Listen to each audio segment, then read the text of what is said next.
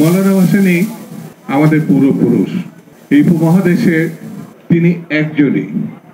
গান্ধী যেমন অহিংসতার কথা বলেছেন, মৌলানা ভাসানী কিন্তু নিজের সঙ্গে প্রতারণা করে। তিনি সৃষ্টিশীল মানুষ ছিলেন, সেই জন্যই বাঁধ ভাঙা জোয়ার সৃষ্টি করতে পারতেন, অন্যায়ের বিরুদ্ধে দাঁড়াতে পারতেন। মৌলানা ভাসানীকে যারা সমালোচনা করে তারা নিজেরাও জানেন যে মৌলানা ভাসানী কতটা প্রাসঙ্গিক ছিলেন। তিনি কখনো অন্যায়ের সঙ্গে করেনি, সবসময় কৃষক, শ্রমিক, মেহনতি মানুষের সঙ্গে ছিলেন। পাকিস্তানের টোটাল আমল বললে ভুল হবে। ব্রিটিশ ভারত থেকে তার আন্দোলন শুরু হয়, তারপরে পাকিস্তান, তারপরে বাংলাদেশ।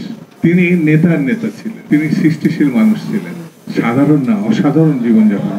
সাধারণের মধ্যে তিনি ছিলেন একমাত্র ব্যতিক্রম একজন মানুষ, যেটা আলাল ভাই সুন্দর করে ব্যাখ্যা করেছেন। আমরা পাওয়ার থেকে দেওয়ার চিন্তাটা বেশি করি। আগামী দিন গণতন্ত্রের জন্য, মানুষের জন্য, কৃষক, শ্রমিক, মেহনতি মানুষের জন্য, যার কথা মৌলানা ভাসানীর কাছে না, শহীদ জিয়া রহমান, বেগম জিয়া, এখন তারেক রহমান।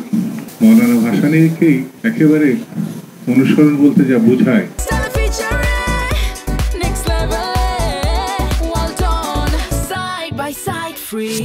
এবং রাজনীতির এই যে ধানের শীষের কথা একজন আলাল ভাই বলেছেন, এটা তার কাছ থেকেই আমাদের পাওয়া। সেই জন্য বন্ধুরা, মৌলানা ভাসানীর প্রতি শ্রদ্ধা জানানো, গণতন্ত্রের প্রতি শ্রদ্ধা জানানো, মৌলানা ভাসানীর প্রতি শ্রদ্ধা জানানো, আমাদের রাজনীতির প্রতি শ্রদ্ধা জানানো। সেই জন্য শহীদ জিয়া রহমান একমাত্র মৌলানা ভাসানী একজন সামাজিক ব্যক্তিত্বকে হৃদয় দিয়ে ভালোবেসে তাকে আশীর্বাদ করেছিলেন, দোয়া করেছিলেন, সেটা শহীদ জিয়া রহমান। সেই পছন্দ করে বেগম খালেদা জিয়াকে আমরা পেয়েছি। মৌলানা ভাসানী ছিলেন আপসীর নেতা, আপসীর নেত্রী আমাদের বেগম খালেদা জিয়া, আর এখন যেন তারেক রহমান।